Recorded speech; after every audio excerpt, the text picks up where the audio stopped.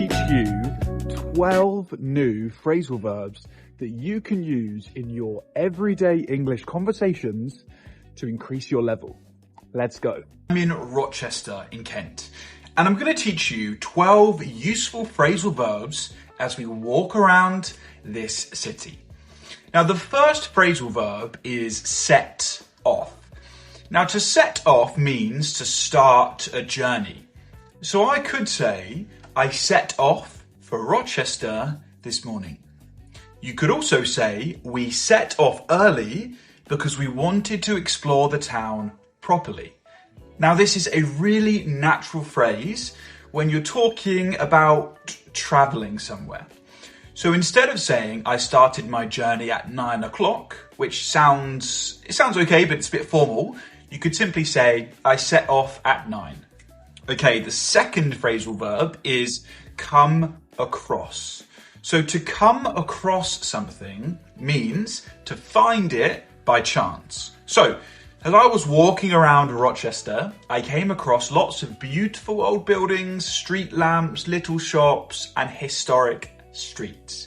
You can say, I came across this lovely little street. Or, I came across a beautiful old building while I was walking around. It gives the feeling that you didn't plan to find it, you just discovered it naturally. Now, the third phrasal verb is walk around. Walk around. So to walk around means to explore a place on foot. For example, I spent the morning walking around Rochester. Or, we walked around the high street and looked at all the old buildings. Now, this is a really useful phrase because you can use it when you're talking about traveling, visiting a city, or exploring a new place. You can say, I walked around London for hours, or I walked around the old town this morning. I walked around the city centre. It means you didn't necessarily have a strict plan, you just explored the area by walking around. Now, the fourth phrasal verb is look out over. Look out over. So to look out over something means to have a view across a place. So maybe from the bridge, I could look out over the water and see the castle on the left. You can say the bridge looks out over the river. Or from here, you can look out over Rochester. You can use this phrase when you're talking about views from bridges, windows, hills, balconies, castles, or even your hotel room. For example, our hotel room looked out over the sea. That means when you looked out of the window, you had a view of the sea. Okay, the fifth phrasal verb is carry out. So to carry out something means to do or complete a task, a job, or a piece of work. So when I saw the building site, I could say they're carrying out building work, or the builders are carrying out some repairs. Now, this phrase is a little more formal, but it's still very useful. You might see it on signs, in emails, in news reports, or in a work setting. For example, the company carried out an investigation, or the city is carrying out repairs. The sixth phrasal verb is stand out, to stand out. So if something stands out, it is easy to notice because it's different, it's beautiful, it's unusual, or it's impressive.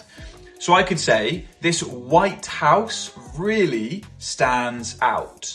Or the castle ruins stand out against the sky. So you can use this for buildings, clothes, people, designs, shops, or even skills that you might have. For example, that shop really stands out because it is so colourful. Or her confidence really stands out. Seventh phrasal verb is head up. So to head up means to go up towards a place. So as I walked up the hill near the castle, I could say I'm heading up the hill towards the castle. You can also say, let's head up this street and see what's there. We often use head instead of go when talking naturally about moving from one place to another. So instead of saying, I'm going to the cathedral now, you could say, I'm heading over to the cathedral now. It sounds very natural in everyday conversational English, okay? The eighth phrasal verb is take in. Take in. So to take in a view or a place means to stop, look at it properly, enjoy it, and notice the details. So when I was looking at the cathedral, I could say I stopped to take in the view, or I took in the beauty of the cathedral. Now, this is a lovely phrase because it's not just about seeing something quickly.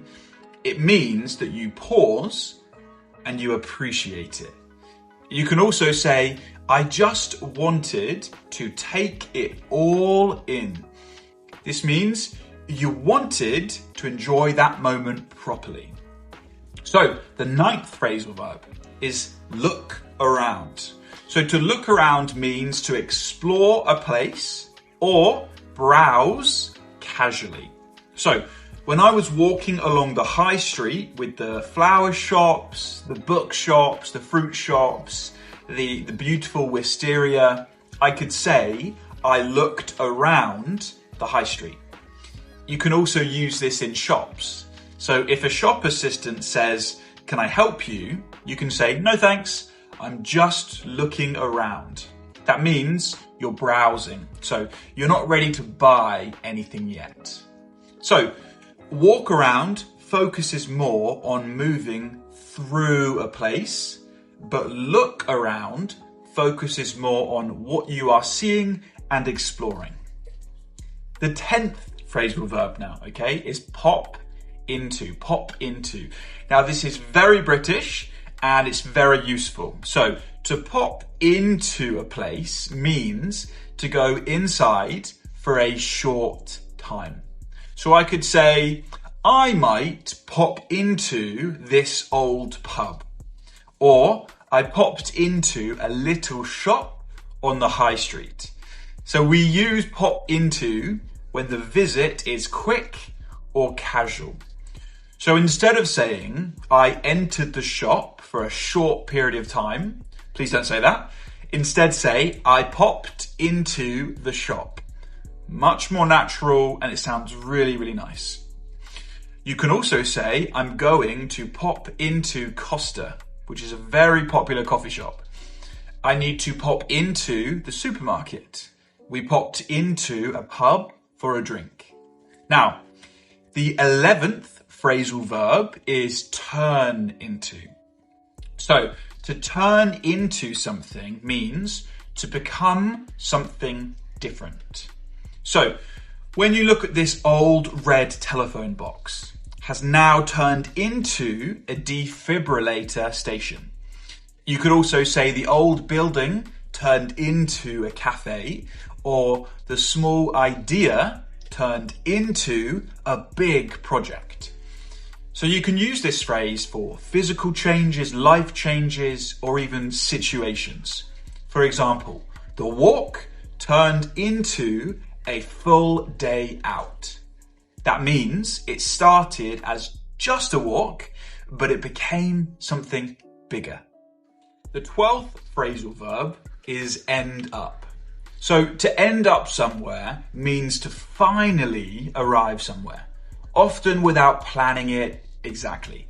So after walking through the town, past the old buildings, through an alley and into a forest area with a duck pond, I ended up in Costa with a cinnamon bun. You can say, I ended up in Costa, or we ended up walking much further than we planned. You can also use it with an ing verb. I ended up eating a cinnamon bun. I ended up spending the whole afternoon in Rochester. This really is one of the most useful phrasal verbs in English because we use it all the time when we're telling stories. So there we go, 12 phrasal verbs from a walk around Rochester.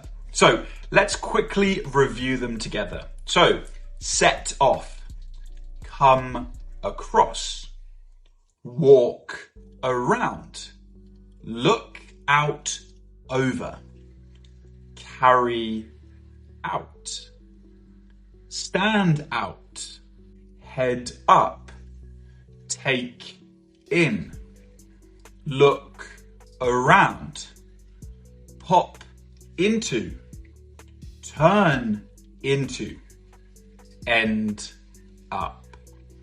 Now, I want you to choose 3 of these phrasal verbs and write your own sentences in the comments. You could write about your town, your last trip, or even just a normal walk that you went on recently. For example, I set off early. I came across a lovely cafe. I ended up staying there for 2 hours. And if you want to practice speaking English with me and other learners, then you can join my English Hub. This is an English speaking community designed to help you improve all areas of your English, but especially your English speaking skills. So the link is in my bio to join the English Hub. I can't wait to see you there.